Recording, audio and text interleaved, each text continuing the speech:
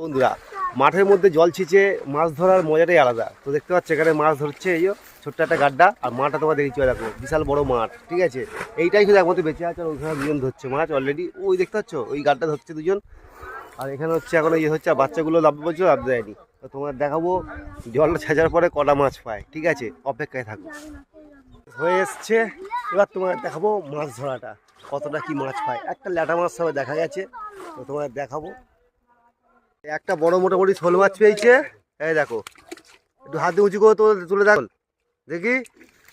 এই যে একটা ঘাস ফাঁস সমেত একটা বড় শোল পেয়ে দেখতে পাচ্ছ, এই এই এই যে শোল মাছটা, এই দেখো তিনটে শোল। আর ল্যাটা মাছগুলো অনেকগুলো হয়েছে না,